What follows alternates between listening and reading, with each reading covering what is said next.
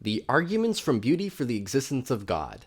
That's right, we're not discussing an argument, but 5 different ways beauty can be used to argue that God exists.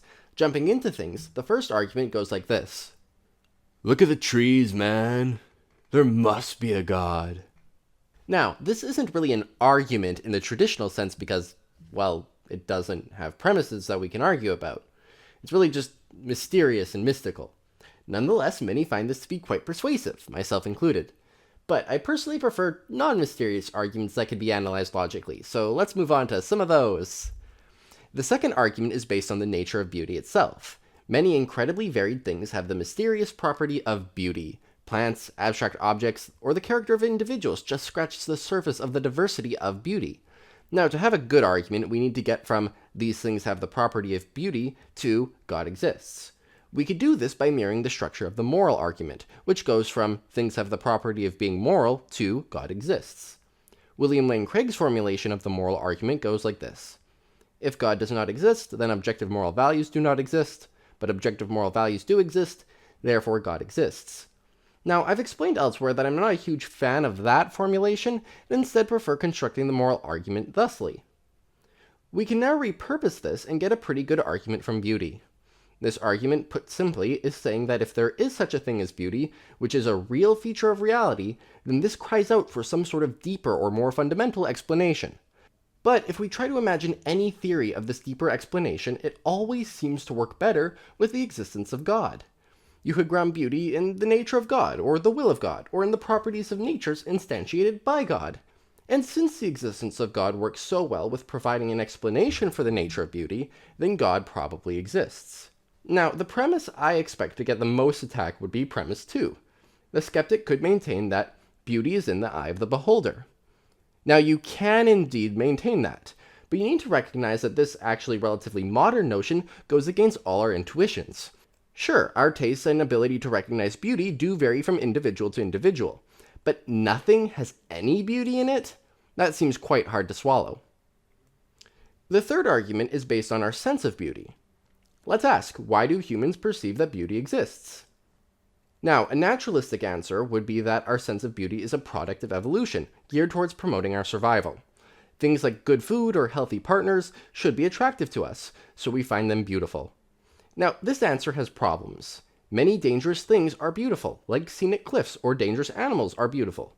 And things like beautiful abstract objects seem useless as far as evolution is concerned.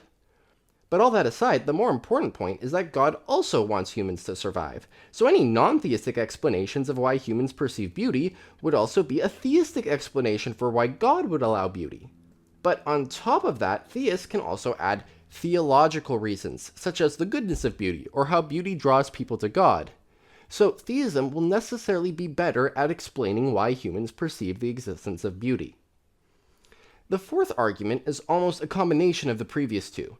The knowledge of beauty. There is objective beauty in the things around us, and we have beliefs that these things are beautiful. But how does the beauty present in these objects actually inform our beliefs? The beauty itself of the object cannot be detected by any physical measurements, so our sense of beauty is sensing something purely undetectable. But for us to truly know that there is beauty in things, the beauty and our belief in the beautiful need to somehow be connected. How do we explain this? Well, evolution is a purely physical process, so it can't really help explain why we perceive something physically undetectable. Besides, evolution would gladly make us perceive ugly things as beautiful if that promoted our survival. On the other hand, God would have no problem knowing what is beautiful given his omniscience, and as the designer of our cognitive faculties, could make us in such a way that our perceptions of beauty generally matched up with what is actually beautiful.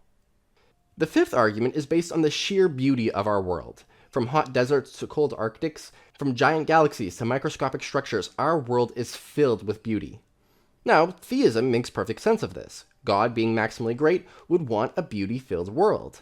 Absent a God, one would have little to no reason to predict the sheer amount of beauty around us. Therefore, the beauty in the world is evidence for God. Now, this raises a question.